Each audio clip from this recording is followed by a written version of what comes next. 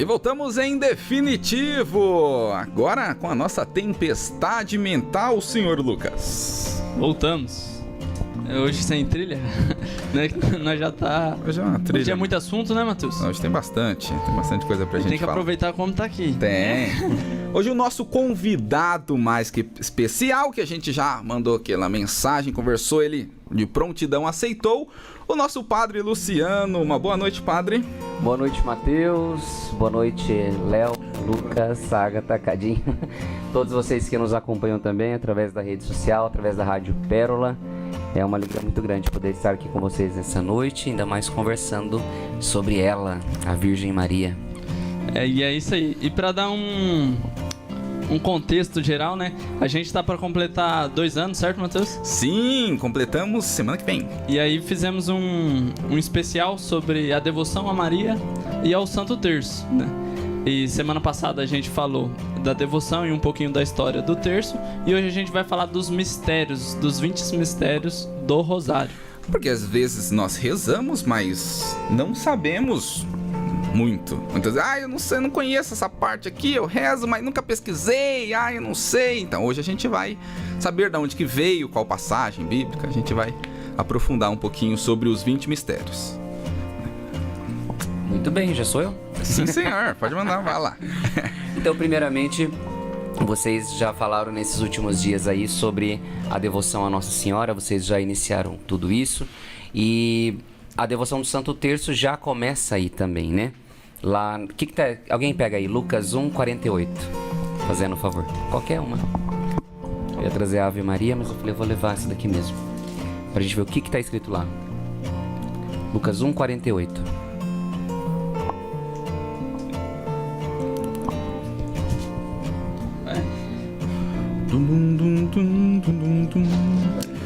1:48, Lucas 48.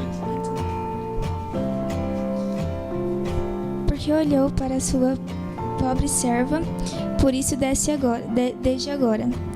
Me programaram bem-aventurada todas as gerações. Tá ótimo.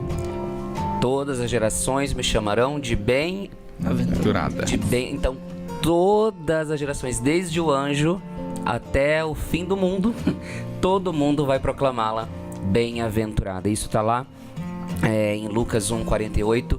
Isso para entender também quando às vezes os protestantes falam que nós inventamos essa devoção à Nossa Senhora, etc e tal. Na verdade não, é evangelho, né? E saiu da boca de quem?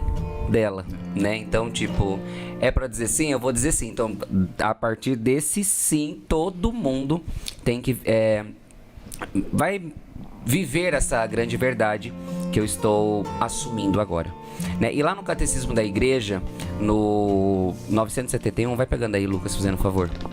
971, nós vamos ver que a própria Igreja, a partir do Evangelho de Jesus Cristo, vai deixar muito bem claro isso que nós professamos enquanto cristãos católicos, porque às vezes tem gente que fala, porque coloca Nossa Senhora no lugar de Deus, para que falar com ela, sendo que tem Deus, e etc e tal. Deixa eu dar uma olhadinha aqui. Lê ele inteiro, é curtinho até aqui. Todas as gerações me chamarão bem-aventurada. A piedade da Igreja para com a Santíssima Virgem é intrínseca ao culto cristão. A Santíssima Virgem é legitimamente honrada como um culto especial pela Igreja. Com efeito, desde remotíssimos tempos, a bem-aventurada Virgem Maria é venerada sob o título de Mãe de Deus, sob cuja proteção os fiéis se refugiam suplicantes em todos os seus perigos e necessidades. Este culto, embora inteiramente singular, difere essencialmente do culto de adoração que se presta ao Verbo encarnado. Só um minutinho. Então, o culto à Virgem Maria se difere do culto que se presta ao Verbo encarnado. E também Continua. Tá. E igualmente ao Pai e ao Espírito Santo. Então, o culto dela é diferente. Ela não está querendo ocupar o lugar de ninguém. Nem do Pai, nem do Filho e nem do Espírito Santo. Pode continuar. Mas o favorece poderosamente. Esse culto encontra sua expressão nas festas litúrgicas dedicadas à Mãe de Deus e na oração mariana, tal como o Santo Rosário. Resume Resumo de todo o Evangelho. Então, o Santo Rosário é o resumo de todo o Evangelho. Vocês, não sei se já conversaram aqui, mas certa vez teve uma grande discussão na igreja, no Concílio de Nicéia, quando trouxeram esse tema de Mãe de Deus, Mãe do Cristo, Mãe de Deus, Theotokos, Christotokos, né? Que Ário, ele dizia que ela era mãe de Cristo e não mãe de Deus. E aí a discussão era, se Cristo é Deus, ela é mãe de Deus. Então, a partir disso, todas as solenidades litúrgicas, elas giram em torno daquilo também que são celebrações marianas, né? Então, voltando, a devoção ao Santo Terço segue-se a partir de um Evangelho de Jesus Cristo, onde todas as gerações me chamarão de bem-aventurada, onde nós não substituímos nem o Pai, nem o Filho, nem o Espírito Santo, porém, a própria Virgem Maria nos leva e nos aproxima ainda mais deste mistério salvífico da Santíssima Trindade. A gente sempre até comentava aqui, Jesus não precisava de Nossa Senhora, Sim. Mas ele quis vir por Nossa Senhora. Se ele quisesse, ele aparecia, mas ele quis vir por Nossa Senhora. É o que a gente conversava. Dela. E assim, isso para nós entendermos, porque a dificuldade humana qual que era? Entender a ação de Deus na história, né? Então, Deus, ele quis se utilizar de tudo isso para que nós compreendêssemos que a vida que nós vivemos aqui neste mundo é uma vida que ela pode ser divinizada também, que do mesmo modo, e Maria torna-se a referência da igreja também depois, né? Porque do mesmo modo como no seu ventre ela gera o Cristo, o útero da igreja, como eu sempre digo, é a pia batismal, onde são gerados os novos cristãos. Então, Maria é tudo aquilo que nós pretendemos ser enquanto cristãos, discípulos, missionários, né? E geradores de outros cristãos, porque já que a igreja somos nós, né? Se ela gerou a cabeça, ela também tem que gerar o corpo, senão seria uma aberração. Exatamente. E isso tem o início lá no anjo e se completa lá na cruz, né? Quando eis aí o teu filho, eis aí a tua mãe. Então, na humanidade de João, nós estamos todos representados, né? E se planifica todo esse mistério salvífico.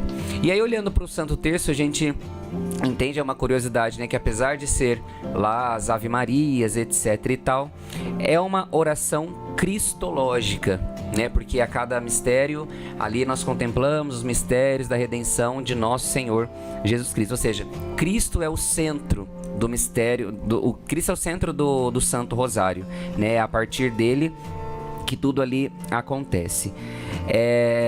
Antes de eu falar a origem e o porquê, eu vou só continuar aqui aquilo que eu tinha pesquisado. O Rosário é a oração contemplativa bem de acordo com a figura de Maria que guardava e meditava no seu coração. Por que essa oração tão repetitiva? Por que esse monte de Ave Maria? Porque de fato ela era assim, meditativa, né? Então, a cada mistério, a cada contemplação que nós vamos fazendo, nós vamos refletindo através das Ave Marias aquilo que é a vida de Jesus, né? Juntamente com ela, é claro, porque ela não está isolada de tudo isso, né? E ele ajuda a igreja a viver uma de suas características, que é a escuta de seu mestre e senhor. Pela contemplação a que ele conduz, favorece a assimilação do jeito de ser Cristo, dos sentimentos e também dos ensinamentos. Então, se nós todos os dias obedecermos, né, o fato de rezarmos catolicamente o Santo Terço, nós vamos durante toda a semana vivendo e contemplando a história da salvação, desde o nascimento, a vida pública, até a ressurreição do Senhor, né? É uma grande escola, a gente pode dizer assim, né, o Santo Rosário. Alguma dúvida até aqui? Não, eu só queria complementar, que você falou de meditação, e aí eu peguei aqui, no Catecismo, o parágrafo 2708. A meditação mobiliza o pensamento, a imaginação, a emoção e o desejo. Essa mobilização é necessária para aprofundar as convicções de fé, suscitar a conversão do corpo e fortificar a vontade de seguir a Cristo. A oração cristã procura meditar de preferência os mistérios de Cristo, como na Lexos Divina, que é a leitura orante, ou no Rosário. É isso que o catecismo nos fala. Tanto é que a gente olha para Nossa Senhora, além do sim que ela deu pro anjo e do Magnífica, tem alguma outra fala de Nossa Senhora na Sagrada Escritura? Não tem? Não. Porque ela ouvia e guardava tudo no seu coração. E aí aquilo que alguns teólogos falam, né, através do Evangelho de São Lucas, ela ouvia a palavra, guardava no coração e dava fruto, né? E esse é o perfil do perfeito discípulo, né? E aí a pergunta, por que as contas do rosário, então, né? Por que aquelas bolinhas, né? Por que a gente usa aquilo lá? E aí, venho tentar explicar algumas, tem muitas respostas, viu, que a gente vai encontrar, mas muitas religiões da época, eles utilizavam várias coisas para o seu jeito de rezar, né? Como, por exemplo, pedacinhos de ossos, tem um negócio chamado madrepérola, que era encontrado no mar. Era o que tinha na época. Era o que tinha na época, né? Então, por exemplo, o islamismo, que é fundado lá por Maomé, ou de osso, né? E tinham 33 contas 3 vezes, que era para eles dizerem 99 vezes o nome de Deus. Então, tudo começa, não nasceu nem, a questão das continhas não é nem nosso, era uma tradição religiosa que já se arrastava desde muito tempo, né? E para nós católicos, o que acontece? Vocês sabem que a evangelização cristã católica começou através das congregações religiosas, né? Hoje, por exemplo, a gente celebra São Bento, né?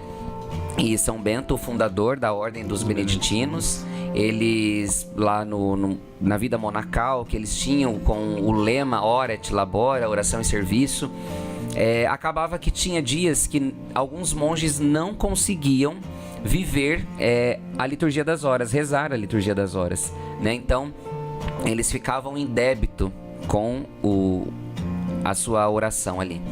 E o terço, a princípio, quantas Ave Marias ele contém? Na época, 150. 150. Quantos salmos nós temos na Sagrada? 150. 150 salmos. Então, cada Ave Maria rezada por um monge queria corresponder a um salmo, né? Então, já que eu estava trabalhando, eu não podia, então eu vou rezando as Ave Marias aqui e eu estou, desse modo, rezando os salmos. E o nome rosário vinha porque naquele tempo tinha um hábito, um costume de que as pessoas ofereciam rosas às suas rainhas, né? Então, na verdade eram coroas de rosas que eram entregues às suas rainhas, e aí então os cristãos transformaram as rosas, né, em oração e entregaram a nossa rainha, né? Começaram a entregar, que é a Virgem Maria Santíssima, né? E isso aqui tem datas, tem tudo mais, né? Então, mas só pra gente não se alongar demais. Inclusive, padre, só complementando, e a gente também falou semana passada, o povo que não sabia ler também pegou o rosário e começou a ler, lembrando dos monges que rezavam os 150 salmos, né, o saltério. Sim. Eu falei, então vou rezar aqui ó, o que Nossa Senhora deixou. Então isso ficou... Nossa, meu celular agora fazendo barulho. E isso, então, logo... para o povo, para a população, na época foi muito bem aceito. Então, Sim. Isso é legal também. Que era um modo de incluir as pessoas, né? Porque vocês sabem que durante muito tempo a questão mais intelectual ela ficou reduzida a algumas pessoas que eram os estudiosos, né? E nem todo mundo tinha acesso a tudo. Então, a partir dessa simplicidade da oração, o povo ele conseguia também fazer comunhão com a Igreja de Jesus Cristo através da oração, estando unido ali aos seus padres, que eram, né, os religiosos da época, com os monges e etc e tal. Então, depois de um tempo, começou alguém que eu não me lembro o nome agora e nem a data, dividiu essas 150 Ave Marias, né? Colocou elas, dividiu em 3 partes, né? E a cada 10 Ave Marias começaram a incluir trechos do Evangelho. Por isso que nós dizíamos no início, o Santo Rosário é uma oração cristológica e cristocêntrica, porque o centro não é nem a coitadinha da Nossa Senhora, o centro é Cristo, né? Ela é o caminho apenas que nos leva até ele. E a partir daí, os mistérios que foram sendo, né, colocados, incluídos e nomeados também. E aí, uma pergunta também: por que nós dizemos mistério? Vocês sabem dizer isso? Não, Eu também não. Eu também não. Também não. Então respondo com uma outra pergunta: alguém consegue explicar Jesus? Não. Não. Então Jesus, ele é um Mistério. mistério. Então, os mistérios que nós rezamos são os mistérios de Jesus. E Jesus, né, ele não é explicável, porque ele é Deus, ele não cabe. Eu tinha um professor, ele tinha um professor que falava, ele não cabe num laboratório. Você pode tentar colocar ele lá que ele não vai caber, né? Então, um dos significados da palavra mistério é o de realidade de salvação, sinal de graça divina. Mistérios são as palavras, os gestos e sinais de Jesus. Mistério é o evangelho no seu conjunto, porque de fato, se você pega todos os evangelhos, você lê. A gente pode fazer, que nem eu falei, hoje vai ser uma mini exegese que nós vamos fazer aqui, mas a gente não consegue apreender tudo, porque sempre vai ter alguém com uma novidade evangélica para poder trazer para nós. Por exemplo, você pega a missa de Natal do ano passado, você pega a que vai ter esse ano, gente, é o mesmo acontecimento, mas é uma novidade, porque, né, é uma outra liturgia, é algo novo que é trazido para nós. E Cristo, ele é o grande sinal revelador da graça do Pai, né, ao mundo, desse Deus que amou tanto o mundo que entregou o seu Filho unigênito, como está escrito lá em João 3,16, né? E então o rosário, ele se organizou tendo como referência os 150 salmos. A cada salmo corresponde uma Ave Maria em séries de 10, né? A cada dezena intercalou-se então aquilo que eu já falei, um fato da vida de Jesus, um mistério, e assim 3 séries de 5 mistérios, né? Que se diz então os 3 terços, né? Visando dar destaque então à pregação de Cristo, a sua vida pública entre o batismo e a paixão, o Papa João Paulo II, vocês lembram dele? São João Paulo Magno, II. Magno. Opa! Magno, vai ser Magno. Mas, São João. mais precisamente no dia 16 de outubro de 2002. Exatamente. Ele inclui aquilo que são chamados mistérios da luz, que disse da vida pública de Jesus, né? Ele fala, olha, gente, tá muito bonito, tá tudo muito bom, mas tá faltando alguma coisa em tudo isso. Então, entram-se aí os mistérios da luz, e como a referência em João 8:12, né? Cristo é a luz do mundo. Tudo que ele diz e faz irradia luz. Então, os feitos de Jesus, os milagres de Jesus, né, é a luz que ilumina a humanidade. Então, o Papa colocou esses 5 mistérios, tornando-se, então, quantos mistérios? 4 mistérios. Não, 20. 20 mistérios dividido em 4. Em 5. Sim. 4 mistérios gozosos, dolorosos, gloriosos, entendi. E aí os luminosos, né? No isso total, mesmo. 20 mistérios. Isso Então, mesmo. E cada mistério, gente, eles trazem consigo as suas exigências, né? Então, tipo assim, hoje vou rezar o terço. Aí tá bom, Ave Maria, Ave Maria. Não. Ele traz consigo as suas exigências. E eu tentei, de um modo muito simples, né? Com poucas palavras também, porque a gente não tem muito tempo, né? Traduzir aqui aquilo que cada um desses mistérios eles pedem pra gente. Então, os mistérios gozosos, vou dizer também que esses mistérios eles são distribuídos durante a semana, né? E não tem um critério de fato, assim, dizer, é por isso que por exemplo, os mistérios gozosos se reza-se hoje, sábado, e também na segunda-feira, né? É uma distribuição que a igreja fez, né? Mas não existe nada que seja Dogmático. isso, para que seja feito assim. Então, os mistérios gozosos, eles contemplam a vida escondida do menino Jesus, né? E propõem aceitar e promover a vida. Então, todas as vezes que nós rezamos os mistérios gozosos, que inclusive Lucas é a principal referência, porque quem é que trata da infância de Jesus? Lucas. É o único lugar que nós vamos encontrar algumas passagens, alguns vestígios, né, sobre a infância de nosso Senhor Jesus Cristo. Então, a partir da vida dele, nós contemplarmos a nossa vida e o zelo também pela vida do outro, porque a vida é um dom de Deus, né? A vida é sagrada. Então, o primeiro mistério pega aí Lucas 1:28, alguém. Depois alguém já deixa pronto Lucas 1:41, para não demorar. Apesar que é na mesma. 1:28. 1:28 e depois Lucas 1:41. 1:28. O que está escrito aí? Entrando o anjo, disse: Ave cheia de graça, o Senhor é contigo. Depois? É isso mesmo. E aqui então é o primeiro mistério da alegria, né? O primeiro mistério gozoso. E mistério da alegria porque a partir desta visita do anjo, né, a salvação ela começa a definitivamente entrar no mundo, né? Então nós somos felizes por esta visita, por Maria ter sido escolhida por dentre tantas mulheres da época. Ela foi eleita, né? E ela recebe então esta visita do anjo para gerar o que no ventre dela? Jesus. E Jesus, ele representa a vida, né? Então ela é A árvore da vida, né? Exatamente. E assim a contemplação desse primeiro mistério. O segundo mistério lá, Lucas 1:41-42. Ora, apenas Isabel ouviu a saudação de Maria. A criança estremeceu no seu seio, e Isabel ficou cheia do Espírito Santo, e exclamou em alta voz: Bendita és tu entre as mulheres, e bendito é o fruto do teu ventre.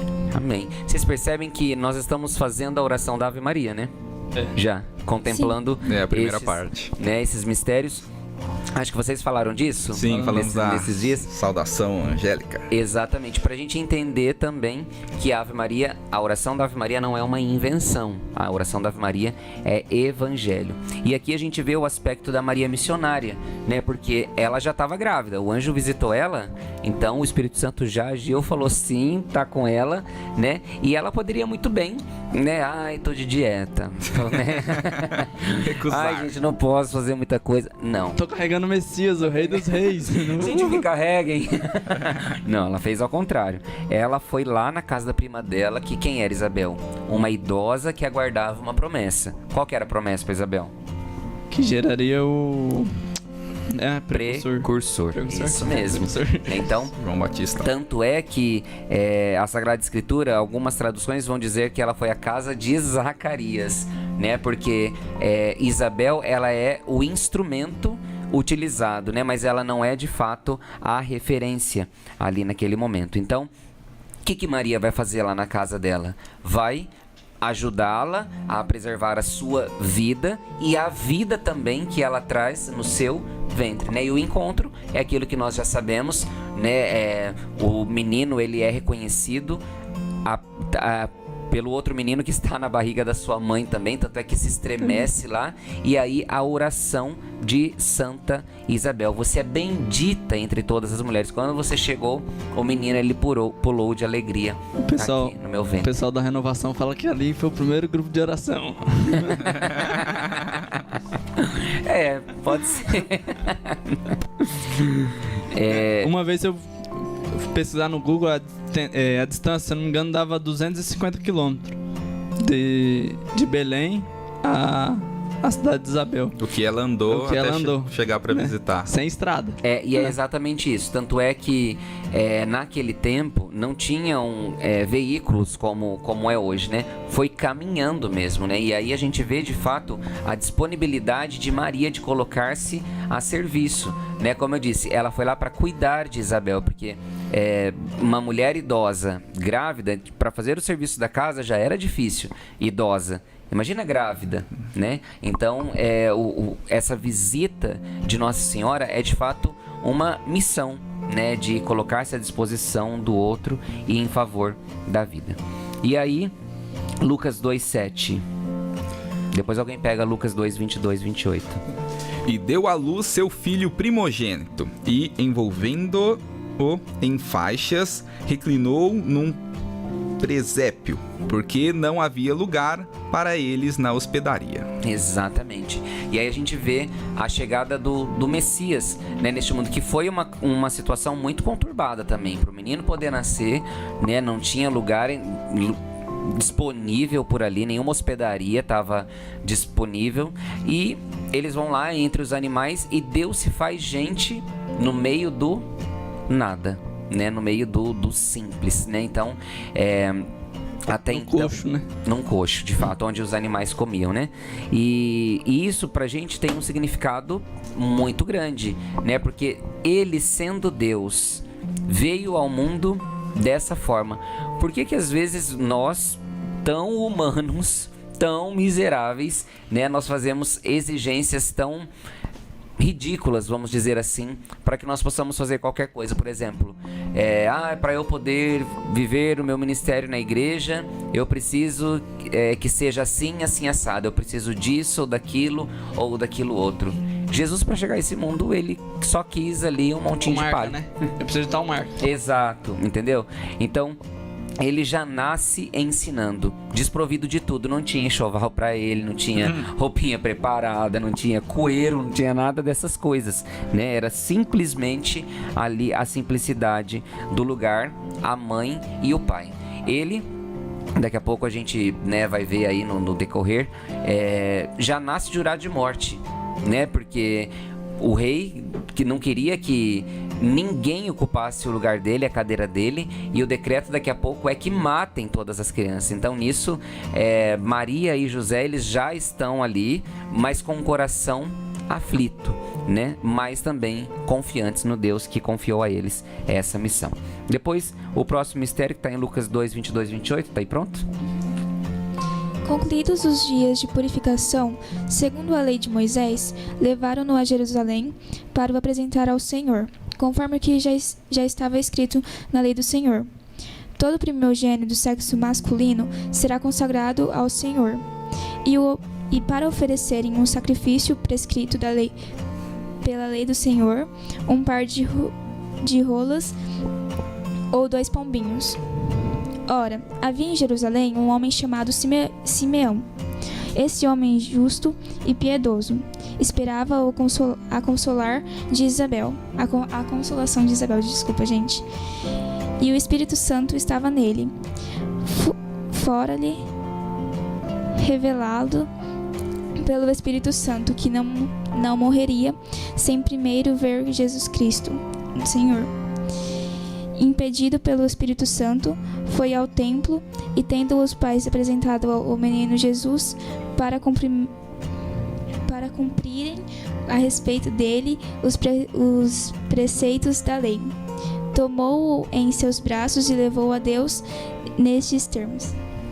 Muito bem. Então, o menino, ele é levado para ser apresentado no templo. Aquilo que antes do batismo a gente faz com as crianças. Quando as crianças nascem, o que a gente faz? Apresenta na igreja, né? Porque aqui é o novo membro, é o novo partícipe ali da comunidade.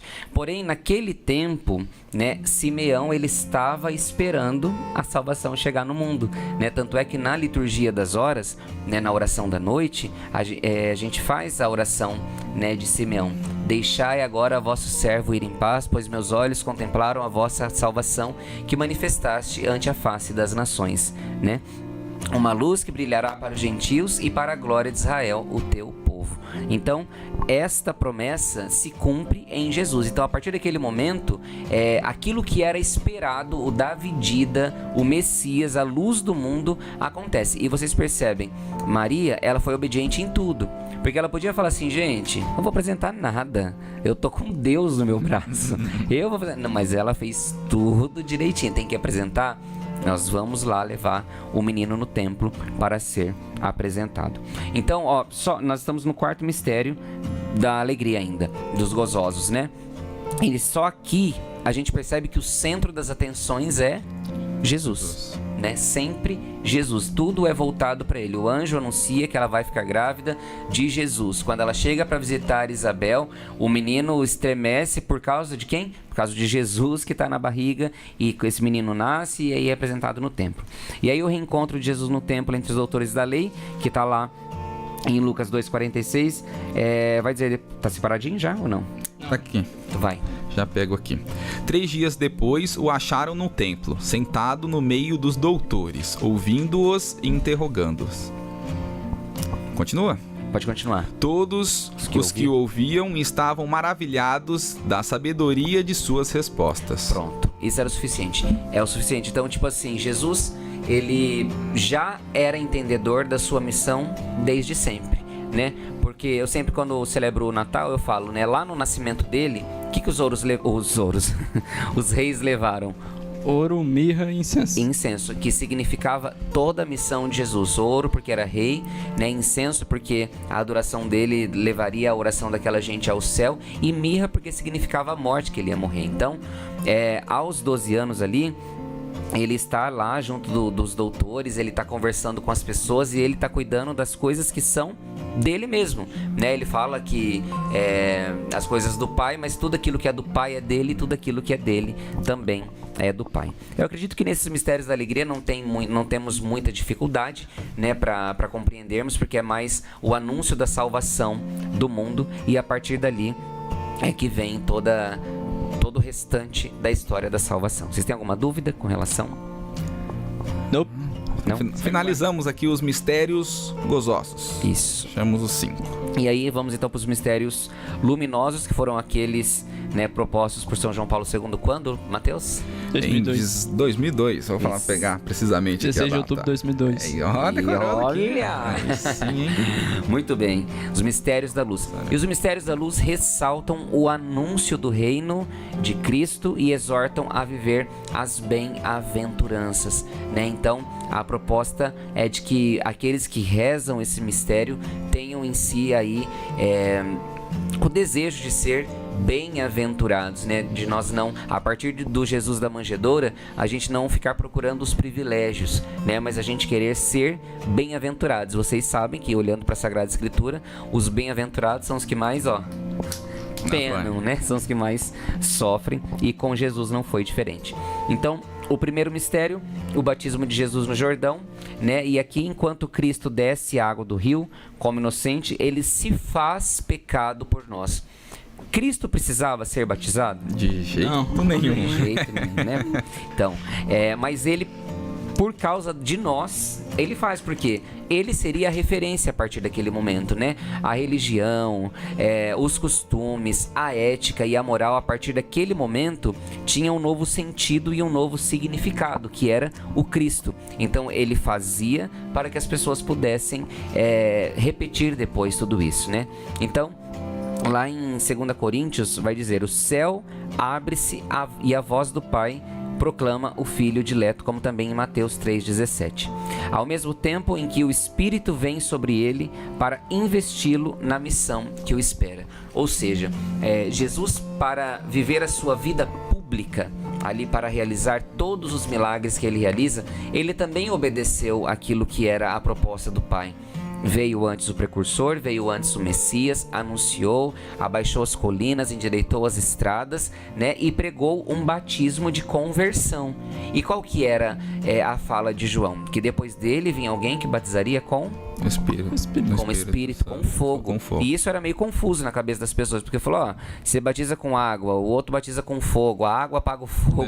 O que isso significa, né? E era isso que muitos não entendiam, que João, ele estava querendo dizer que ao banhar-se, a pessoa, ela lavava não só o corpo, mas ela lavava também a alma. E estando limpo, a pessoa, ela está pronta para receber aquele que é o mais santo, que é o Espírito, né? Que o fogo do Espírito agindo nas pessoas. E aqui, depois que João Batista batiza Jesus, ele some. Sim. Né? Ele se abaixa, né, como Nossa Senhora, e some exatamente para que Jesus seja exaltado. E o céu se rasga nesse momento. E como que chama esse evento do céu rasgando-se? Ai. Alguém? Catequese, socorro. Vamos lá. Vem uma voz do alto, não vem? Esse é meu filho amado? E quem que fala isso? Deus Pai. Deus Pai. E todas as vezes que há uma manifestação de Deus Pai, nós chamamos este evento de Epifania, né? Então, esta é uma epifania. Lá em janeiro tem a Epifania. Tem, Sim. isso. Senhor. Uma das, né? Então, esta é mais uma manifestação de Deus, uma intervenção de Deus na história. Segundo mistério, a autorrevelação de Jesus nas bodas de Caná. Isso a gente vai encontrar lá em João 2, de 1 ao 12, onde a sua autorrevelação nas bodas é o início dos seus sinais em Caná. Então, é o primeiro milagre, é o início. E é interessante que João não chama de milagres, ele chama de sinais, né? E quando Cristo transforma a água em vinho e abre a fé e o coração dos discípulos graças à intervenção de Maria, a primeira entre todos os crentes. Então, eles estavam todo mundo lá na festa, estava tudo muito bom, mas a primeira que acredita é Maria, porque ela percebe que está faltando vinho. O vinho, vocês sabem, se representa a alegria, né? Está acabando a alegria do casal, e ela recorre a quem? Ao filho. Ela podia ter falado com várias outras pessoas, mas ela vai até ele. E tem muita gente que tem muito preconceito com essa passagem da escritura, que fala que Jesus, ele fala mulher, e ele podia ter falado mãe, ai mamãezinha, chegou minha hora não chegou, né? E a intenção dele ali não era ser simplesmente o filho de Maria. Naquele momento estava começando ali tudo aquilo que ele tinha por realizar. Então, naquele instante, ele era o Salvador de fato. Então, ele se apresenta como o Salvador, e a fala dele não exclui Nossa Senhora, não separa e não diminui ela, mas pelo contrário, a dignifica como a primeira entre todos os crentes, né? Depois, o terceiro mistério da luz vai falar do anúncio do reino de Deus por Jesus com um convite à conversão. O seu anúncio do reino de Deus é a pregação com a qual Jesus anuncia o advento deste reino e convida à conversão, perdoando os pecados de quem a ele se dirige com humilde confiança. Gente, alguém pega aí rapidinho Marcos 2, do 3 ao 13, ou Lucas 7, do 47 ao 48. Marcos 2, do 13, do 3 ao 13. Do 3 ao quê? Lucas Já 7. tem aqui o Marcos. Fala aí, Mateus. Trouxeram-lhe um paráclito, carregado por 4 homens. Como não puderam apresentá-lo por causa da multidão, descobriram o teto por cima no lugar onde Jesus se achava. E por uma abertura... Nossa, tá horrível minha leitura aqui. Desceram o leito em que jazia o paralítico. Jesus, vendo-lhe a fé, disse ao paralítico: Filho, perdoados te são os pecados. Ora, estavam ali sentados alguns escribas. Tá bom, Mateus. Lucas 7, 47, 48. Lucas 7, 47, 48. Vai. Gente, vocês vão ver no meu horário. Se eu tiver, vocês fazem assim pra mim, ó. Por isso te digo, seus inúmeros pecados lhe foram perdoados, porque ela tem demonstrado muito amor. Tá bom. Isso, aqui nasce o sacramento da Pode responder, vai. penitência. Penitência, eu ia falar confissão. O sacramento da penitência, que para algumas pessoas, por que eu vou me confessar com o padre? Por que Deixa que eu ler vou de novo que falar? eu tenho que memorizar essa passagem, então. Memoriza aí. Por que eu tenho que falar pro padre, sendo que eu posso falar diretamente com Deus, sendo que a minha fala pode ser diretamente com Deus? O padre, em todos os sacramentos, ele age em persona Cristo. na pessoa do Cristo. Então, aqui, ó, tinha um rapaz que estava tomado por uma paralisia, mas a paralisia dele era o pecado, né? E o encontro com Jesus, ele, quando encontra aquele rapaz, ele não fala assim, levanta da cama e anda. Ele fala, os teus pecados estão perdoados. E aí gera uma grande discussão também, porque o povo fala, o rapaz está morto, está em cima da cama, e você... vem falar sobre isso, e Jesus está querendo entender o seguinte, dar a entender o seguinte, que o essencial naquele instante era a cura da alma, o reconhecimento do pecado daquele rapaz e, acima de qualquer coisa, o perdão, né? Porque as pessoas que tinham qualquer doença, qualquer dificuldade, eles eram exclusos, separados da comunidade, né? E Jesus, a partir do perdão, devolve a dignidade a essas pessoas. Então, o início do ministério de misericórdia que ele prosseguirá exercendo até o fim do mundo, especialmente através do sacramento da reconciliação confiada à sua igreja. Mateus, pega aí João 20, do 22 ao 23, rapidinho. João 20... Do 22 ao 23. 22 Todos ao os pecados 23. retidos. Depois dessas palavras, soprou sobre eles, dizendo-lhes: Recebei o Espírito Santo. Aqueles a quem perdoardes os pecados, lhes serão perdoados. Aqueles a quem os retiverdes, lhes serão retidos. Então, no sacramento da penitência, o fato de sermos perdoados, ele vem de onde? Qual é a força que age em nós naquele momento? Espírito Santo? O Espírito Santo. Então, quando a gente levanta-se da cadeira da confissão, nós estamos cheios do Espírito Santo. Nós estamos como Nossa Senhora, cheios de graça, né? E isso é muito importante para nós podermos valorizar, né? E essa passagem que o Mateus leu, Jesus está falando para os apóstolos. Sim, exatamente. Que são aqueles que ele convida para viverem o ministério na íntegra, né? Porque os demais vão olhar, vão se apaixonar, vão querer fazer e tudo mais, mas a referência são eles. Então, tipo assim, vocês precisam viver isso daqui na raiz da coisa. Vocês vão ser o sinal por onde vocês passarem. Depois, o quarto mistério é a transfiguração de Jesus. A transfiguração é um mistério de luz por excelência, que segundo a tradição se deu no Monte Tabor. A glória da divindade reluz o rosto de Cristo, enquanto o Pai o acredita aos apóstolos extasiados para que os escutem e se disponham a viver com ele o momento doloroso da paixão, a fim de chegarem com ele à glória da ressurreição e a uma vida transfigurada pelo Espírito. Então, desde dali do começo, o batismo, né, a questão do lavar o corpo para que esteja pronto para receber o Espírito Santo. Ali a crença na pessoa de Jesus através dos seus milagres, as bodas de Caná.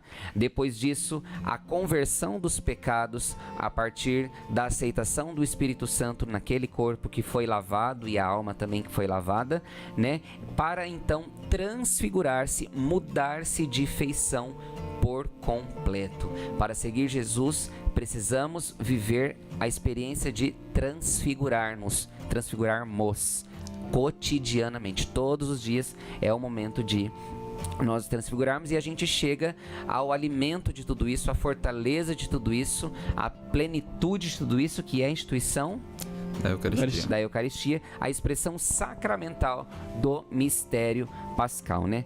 A instituição da Eucaristia na qual Cristo ele mesmo se faz alimento com o seu corpo e o seu sangue, sob os sinais do pão e do vinho, testemunhando até o extremo o seu amor pela humanidade, por cuja salvação se oferecerá em sacrifício. Então, tudo isso, toda essa caminhada desses mistérios da luz, a questão da vida pública, os sinais de Jesus, o batismo, etc., nos leva para o mistério salvífico da salvação.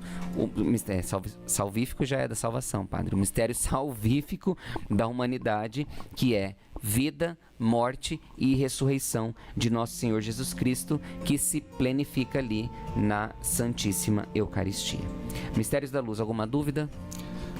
Perfeito, pode concluir, Lucas. Não, depois eu levantei pra ver se estava gravando, porque depois eu vou ouvir no Spotify pra... Então finalizamos os mistérios da luz ou mistérios luminosos que rezamos às quintas-feiras. Exatamente.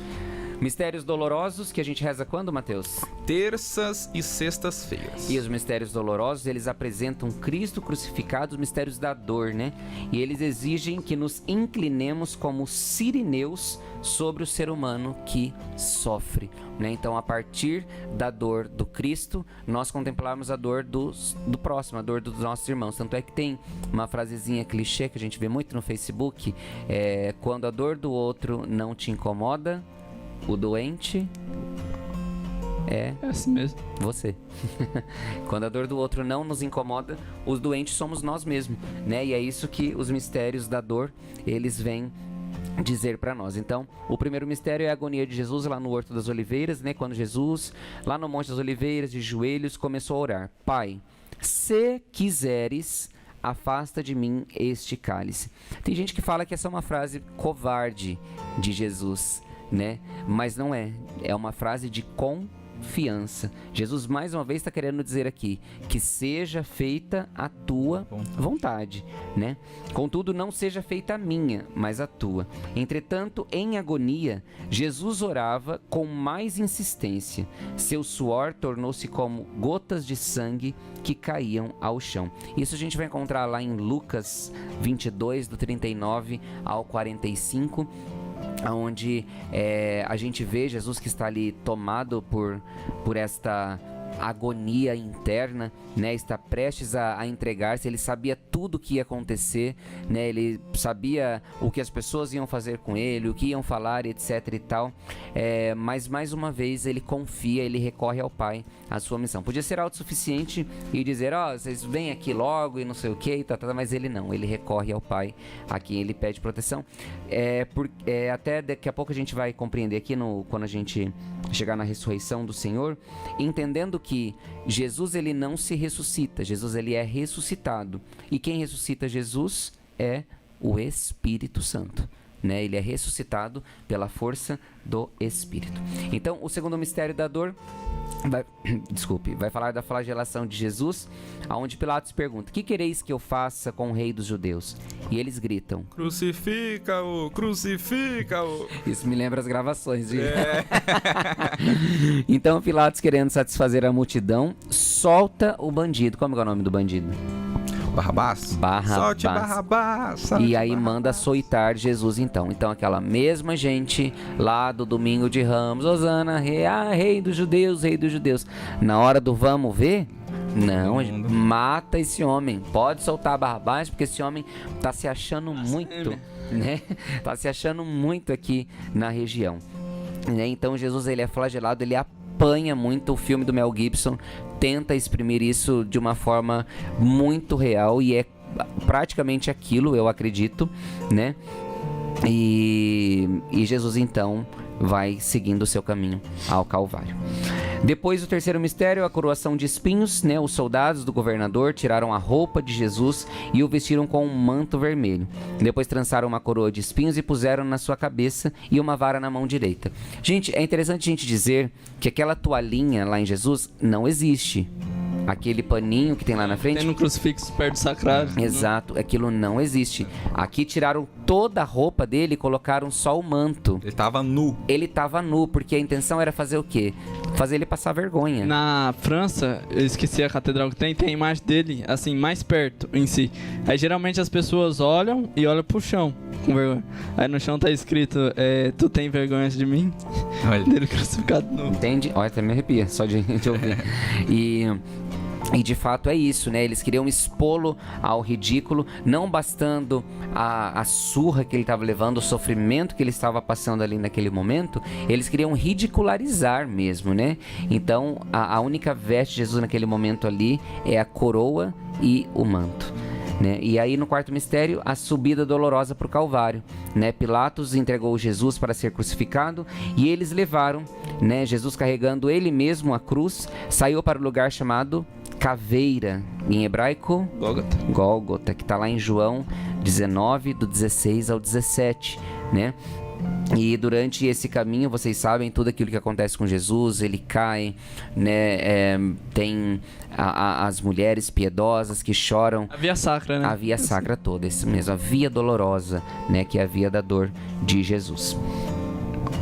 Depois do quinto mistério, nós contemplamos a morte de Jesus, quando eles chegam lá no lugar chamado Calvário. Ali eles crucificam, né? E os malfeitores, mais ou menos por volta do meio-dia, Jesus dá um forte grito e diz: Pai, em tuas mãos eu entrego o meu espírito. E aí, dizendo isso, ele expira, e a referência bíblica é Lucas 23, do 33 ao 46. Esse mistério eu se senti incomodado em rezar ele, em contemplar ele, né? Porque contemplar a morte de Cristo. Só que aí, acho que na imitação de Cristo de São Tomás de Kempis, ele fala que a morte só vale a pena se for para ressurreição. Exatamente. E outra coisa, na morte do Cristo está embalada a nossa salvação. Então, contemplar a morte dele, é claro que nos dói na alma. Eu, na Sexta-feira Santa, eu sempre fico muito choroso, né, e cabisbaixo, porque é muito triste, de fato, mas o que nos move é a esperança, né, a esperança da ressurreição, que é isso que você acabou de dizer. Alguma dúvida sobre os mistérios dolorosos? Eu tô correndo, gente, que eu tô com medo de não dar tempo. Estamos lá pro apertados. último. Vamos agora para os mistérios gloriosos, Que a gente reza as quartas e domingos. E os mistérios gloriosos, eles contemplam Cristo ressuscitado, o que significa compromisso na renovação de todas as coisas. Então, a ressurreição de Jesus vai além daquele fato da cruz e etc., do sepulcro vazio. Quer gerar em nós atitudes novas todos os dias. Então, ressuscitar para ser um padre novo, para ser um cristão novo, para ser um jovem novo, etc. e tal. Então, o primeiro mistério, a ressurreição de nosso Senhor Jesus Cristo. O anjo fala às mulheres: vós não precisais ter medo. Sei que procurais Jesus, que foi crucificado. Ele não está aqui, ele ressuscitou, como havia dito. Vinde ver o lugar que ele estava. Mateus 28, do 5 ao 7. Né? Então, ao voltar lá no outro dia para buscar o corpo, aqui, gente, há uma fraqueza de fé desse povo, porque Jesus não falou que ia ressuscitar. Então, que corpo que ele estava indo lá buscar? Não é verdade? Se ele já tinha dito, então, e aí o anjo aparece de fato para ser essa luz, mas ainda assim gera preocupação neles, né? Porque o que acontece com as mulheres? Elas saem correndo: ó, o corpo não tá lá, eu só vi os panos, apareceu um anjo, falou que ele ressuscitou, mas ó, eu não sei de nada, o que tá lá é isso daí, né? E a gente, às vezes, também a gente age desse modo, né? Meio que desacreditando do poder de ressurreição do Senhor. Segundo mistério, a ascensão admirável de Jesus Cristo ao céu. Depois de falar com os discípulos, o Senhor Jesus foi levado ao céu e sentou-se à direita de Deus. Marcos 16, 19. A promessa dele o tempo inteiro foi essa. Tanto é que nos discursos de despedida, que ele fala: olha, quando eu partir para o Pai, eu vou deixar para vocês um advogado. Olha, quando eu não estiver mais aqui, vocês vão agir dessa maneira. E por um instante ainda gerou uma baguncinha. Quando ele sobe, né? Nossa senhora. Meu Deus, bateu o desespero. E agora? Ele não tá mais aqui, né? Cadê o WhatsApp dele, né? Então eles ficam desesperados ali, mas aquilo que ele tinha prometido, de fato, ele cumpre. Então ele vai para o lugar que é próprio dele. A promessa, né? A vinda do Espírito Santo, o terceiro mistério.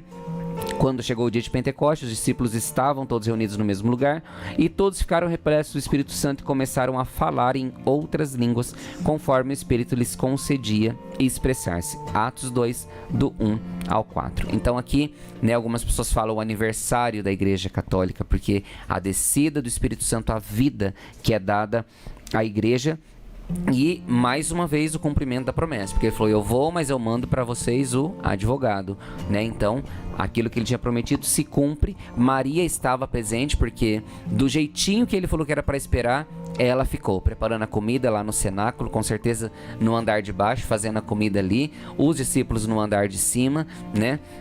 E ele envia o Espírito Santo e naquele momento eles começam a se entender. Vocês lembram que lá no evento de Emaús, né, tem um que não acredita, né, Tomé, não é verdade?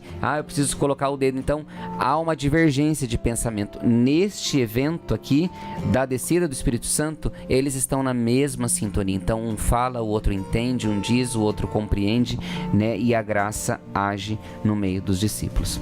Quarto mistério, a assunção de Nossa Senhora ao céu. Apareceu no céu um grande sinal, uma mulher vestida de sol, tendo a lua debaixo dos pés e sobre a cabeça uma coroa de 12 estrelas. Apocalipse 12, 1. Né? Tem muita gente que tem medo do livro do Apocalipse, né? Mas se entendesse que Apocalipse significa... Eu gosto do Scott Hahn, que ele fala que o Apocalipse acontece toda missa. Toda missa acontece o Apocalipse. Exatamente. Porque qual que é a tradução de Apocalipse? Eu não sei. Revelação. Revelação. Né? Então, tipo, na Santa Missa, quem que revela-se? Jesus. Jesus, o próprio Deus se manifesta ali, né? Então, aquilo que acontece com Nossa Senhora também é aquilo que... O que eu ia dizer? A gente foi pro Scott Hahn. Apocalipse 12. Apocalipse 12, de fato. Então, o livro do Apocalipse é o livro da revelação de tudo aquilo que a gente já viveu, né? A presença do Cordeiro, etc e tal. E aqui a imagem de Nossa Senhora, que também traz a representação da igreja, né? Se vocês pegam as igrejas mais antigas, as igrejas, elas têm 12 portas, representando as 12 estrelas da cabeça da Virgem Maria. Os 12 apóstolos, os as 12 apóstolos. Tribos. Isso, que eram 12 portas e 12 colunas. As colunas representavam os 12 apóstolos, né?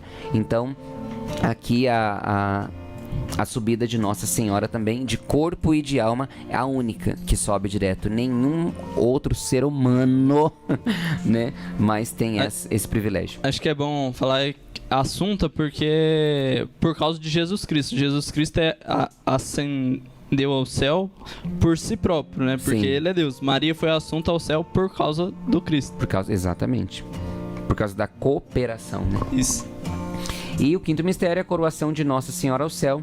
Tu és glória de Jerusalém, a alegria de Israel, a honra do nosso povo. O Senhor te fortaleceu e por isso serás eternamente bendita. Que daí é a conclusão daquilo que nós vivemos na oração do Rosário. Que eu dizia que o Rosário, naquele tempo... Por que chama Rosário mesmo? É coroa de rosas. Coroa de rosas. Então, a cada oração, a cada recitação, nós vamos coroando Nossa Senhora com a nossa própria boca, como se fosse uma rosa que a gente vai colocando ali na Vivendo cabeça. os mistérios do seu filho. Vivendo os mistérios do filho dela. Ufa. Também estamos atrasados. Os Amém, meninos então já já. tá. Acho que Tá conseguimos falar, explicar. Meio correndo. Né, correndo. Mas Mas ficou. dá pra correr. Falei, Léo. Padre, Oi. Tá ligado. tá ligado? Aí. A Linda fez uma pergunta aqui, É. que se então nós rezar o terço, mas sem contemplar os mistérios, se tá sendo errado ou não. Na verdade, perde aquilo que é a espiritualidade da oração, né? Porque, como eu disse, é uma oração cristológica, né?